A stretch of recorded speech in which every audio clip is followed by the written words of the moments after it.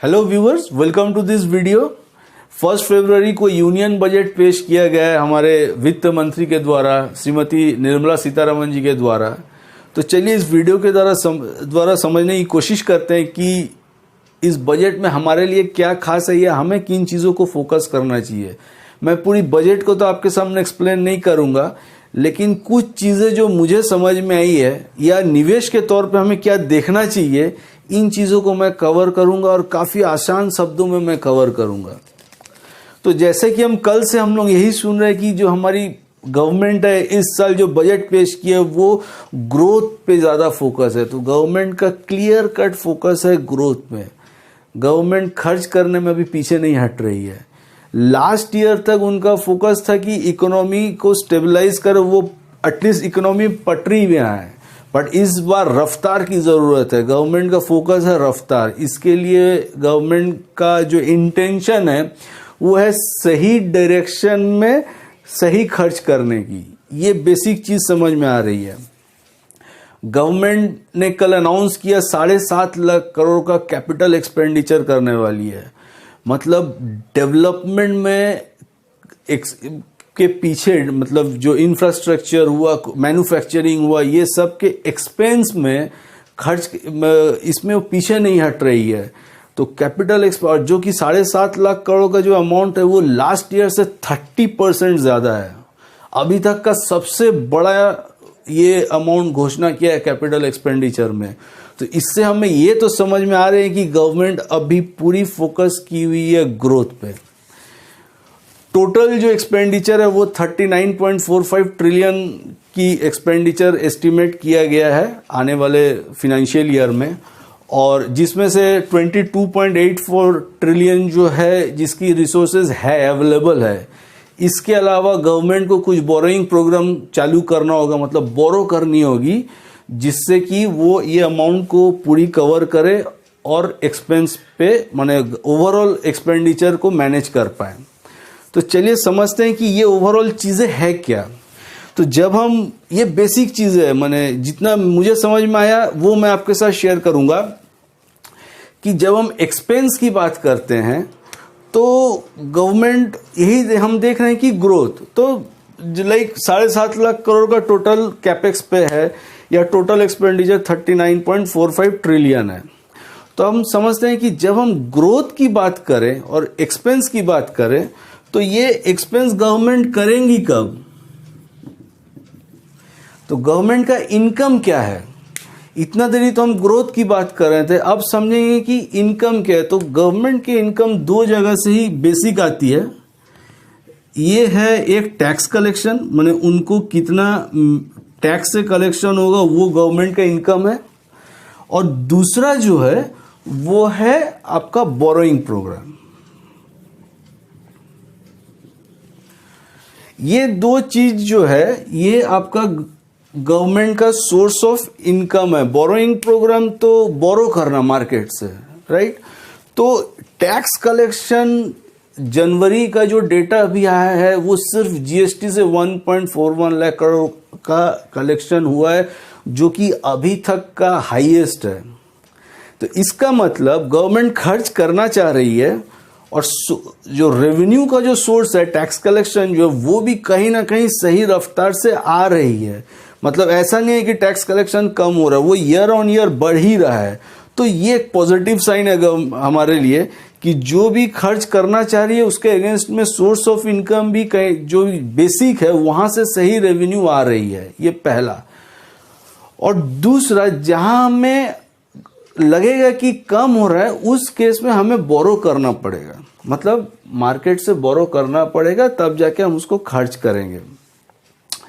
तो इस चीज में एक्सपेंस ज्यादा है और इनकम कम है, बट हमारे पास फिलहाल क्या है ना, इनकम का सोर्स ऑफ रेवेन्यू जहां से आना चाहिए वो ठीक ठाक है, मतलब खराब पोजीशन में हम नहीं है, और जो बैलेंस अमाउंट है वो हम बोरो करेंगे। ये अभी सिचुएशन है। और एक पॉइंट है, बट वो उसका जो परसेंटेज है वो अमाउंट है, काफी छोटा अमाउंट है, वो डिसइन्वेस्टमेंट से भी है।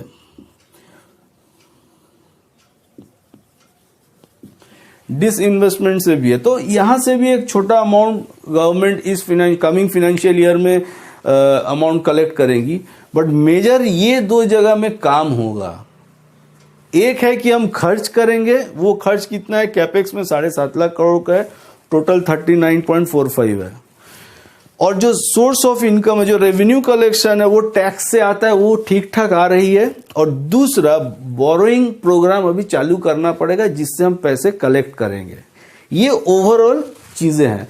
तो अब हमें ये देखना है कि अगर बोरोइंग अगर ज्यादा हो जाता है तो फिस्कल डेफिसिट, वित्तीय घाटा जिसे कहते हैं, फिस्कल डेफिसिट भी बढ़ जाएगा।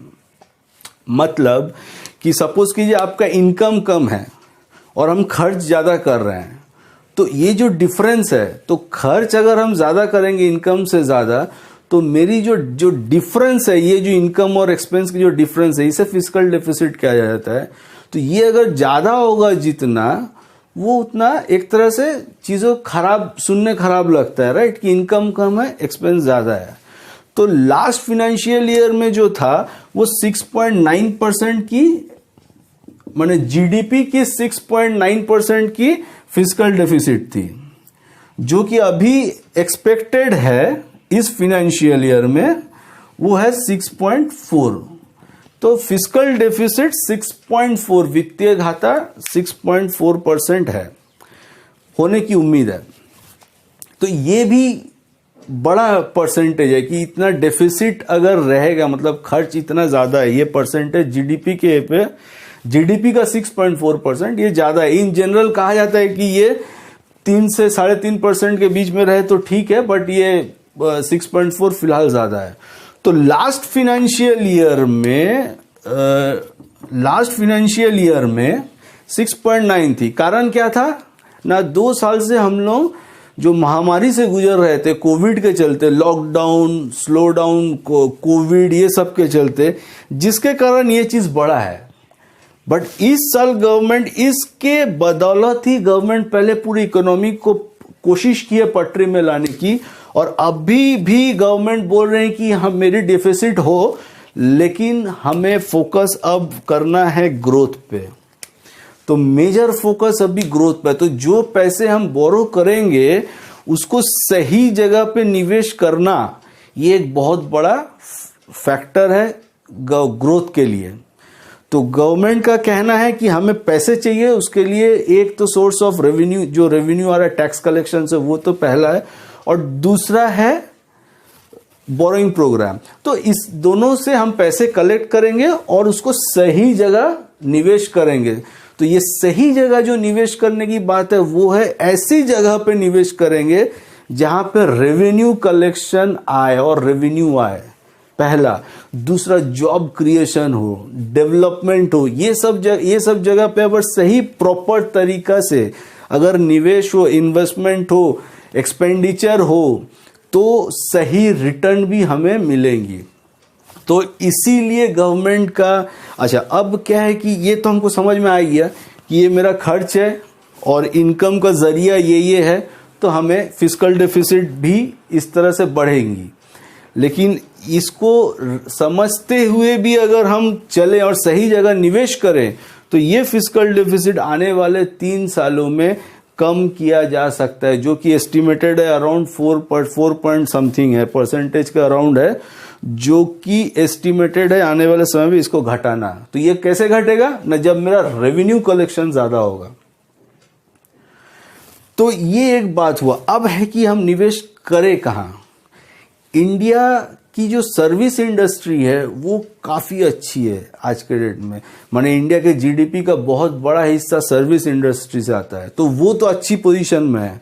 अब गवर्नमेंट का कहना है कि हम मैन्युफैक्चरिंग सेक्टर पे काम करेंगे, मतलब इंडिया को अभी मैन्युफैक्चरिंग हब बनाएंगे।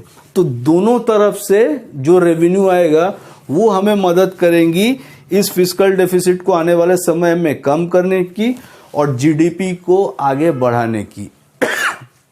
राइट, इतने दिन हम पिछले पूरे 1970 के बाद से अगर मैं बोलूं तो हम लोग सर्विस इंडस्ट्री में बहुत अच्छा काम किया है, लेकिन अब बारी है मैन्युफैक्चरिंग की।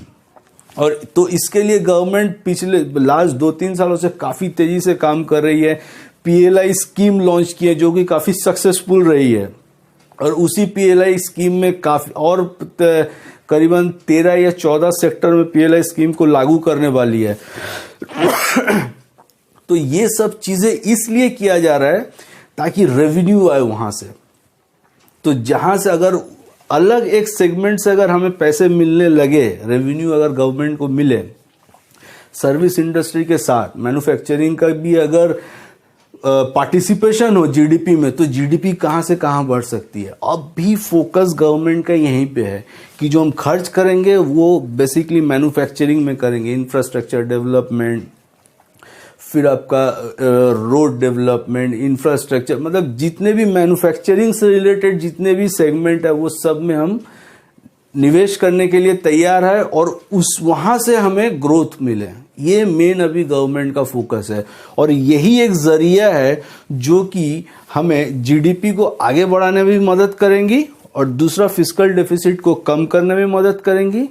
और जो हमारे जो प्राइम मिनिस्टर है मिस्टर नरेंद्र मोदी, जिन्होंने कहा है कि 5 ट्रिलियन की इकोनॉमी की जो सपने देखते हैं वो, उसको पूरा करने में भी यही मदद करेंगी। तो ये एक बहुत बड़ा सपोर्ट होगा अगर एक अलग सेगमेंट से, मैन्युफैक्चरिंग यूनिट से अगर सपोर्ट मिले जीडीपी को। ये दोनों का कॉम्बिनेशन आने वाले समय में हमें और आगे ले जाएंगे। तो ये तो बेसिक है जो हम सबको समझना चाहिए। और जब हम ग्रोथ, अब मैं निवेश की तौर पे बात करूं, हमारे और आपके सोचने की तरीका में अगर मैं सोच के हिसाब से अगर चलूं, अगर गवर्नमेंट ग्रोथ पे फोकस कर रही है तो हमारा जो इन्वेस्टमेंट होगा वो भी सही में, हमारा भी सोच ग्रोथ को ही फोकस करना चाहिए, और हमें इक्विटी में निवेश करना चाहिए। ग्रोथ मतलब इकोनॉमिक ग्रोथ, हमें तो उसमें पार्टिसिपेट करना चाहिए। तो हम अगर अभी से इक्विटी में थोड़ी थोड़ी मात्रा में निवेश करना शुरू करें, इमीडिएट बड़ा अमाउंट नहीं बट थोड़ी थोड़ी मात्रा में निवेश करना शुरू करें, तो हो सकता है कि आने वाले कुछ सालों में हमें हमारे जो पोर्टफोलियो में इसका एक बहुत बड़ा इम्पैक्ट दिखेगा, हमें अच्छा रिटर्न देखने को मिल सकता है। इस वक्त हो सकता है शॉर्ट टर्म में थोड़ा वोलेटिलिटी रहे, क्योंकि बोरोइंग प्रोग्राम के चलते जो कि मार्केट को बीच बीच में समहाउ करेक्शन आ सकता है, बट लॉन्ग टर्म में अगर ये इकोनॉमी को फॉलो करेंगी तो इक्विटी इन्वेस्टमेंट बहुत अच्छा जरिया होगा पैसे बनाने की। ये मेरा पर्सनल व्यू है। ये एक पार्ट हुआ। और दूसरा पार्ट जो है वो है, अगर क्रिप्टो, ये एक बहुत अभी पॉपुलर ये हो गया, डिस्कशन का पॉइंट हो गया। तो क्रिप्टो के जो इनकम है वहाँ से अगर मतलब क्रिप्टो करेंसी से अगर कोई इनकम हो रहा है तो गवर्नमेंट उसमें 30% टैक्स लेने वाली है। ये तो पहला। और दूसरा, आरबीआई नेक्स्ट फाइनेंशियल में इंडिया की ही डिजिटल करेंसी लॉन्च करने वाली है, जो कि बहुत बड़ा एक बूस्टर होगा फिनटेक के सेगमेंट में। मतलब जो कंपनी फिनटेक से रिलेटेड जितनी भी, जो फाइनेंस और टेक, जो फिनटेक होता है उस सेगमेंट में जितनी भी कंपनी, उसको बहुत बड़ा बूस्टर मिलने वाला है। तो और डिजिटल इंडिया जो हम लोग बोलते हैं, जिसमें हम लोग काफ़ी आगे बढ़ भी चुके हैं और बढ़ना बाकी है, वो भी एक बहुत बड़ा सपोर्ट होगा इकोनॉमी में, जीडीपी को बढ़ाने में। तो ये 2-3 चीज़ें हैं जिसके बदौलत अगर सही डायरेक्शन में काम हो तो शायद आने वाले सालों में हम अपने जीडीपी को बहुत अच्छे पोजीशन में देख पाएंगे।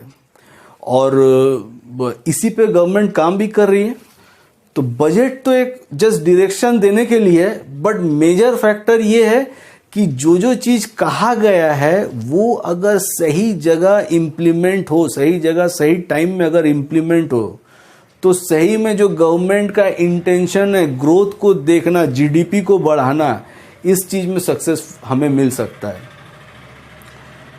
तो यही है बेसिक, मुझे जितना समझ में आया बजट को लेके, ये मैं आप लोगों के साथ शेयर किया हूँ। मेरे हिसाब से यही बेसिक है। इसके अलावा काफ़ी सारे नोट्स है, काफ़ी सारे अनाउंसमेंट हुए हैं, तो वो तो हर सेक्टर के लिए अलग अलग है, बट बेसिक यही है। अगर गवर्नमेंट ग्रोथ को फॉलो कर रही है तो हमें एज एन इन्वेस्टर हमें भी ग्रोथ को देखना चाहिए और निवेश भी उसी दिशा में करनी चाहिए। हो सकता है इमीडिएट रिटर्न ना मिलो, बट लॉन्ग टर्म में बहुत अच्छा पोर्टफोलियो तैयार हो सकता है। आशा करता हूँ कि ये वीडियो आपको अच्छी लगी होगी। अगर अच्छी लगी होगी तो लोगों के साथ शेयर कीजिए, मेरे YouTube चैनल को सब्सक्राइब कीजिए। Thank you.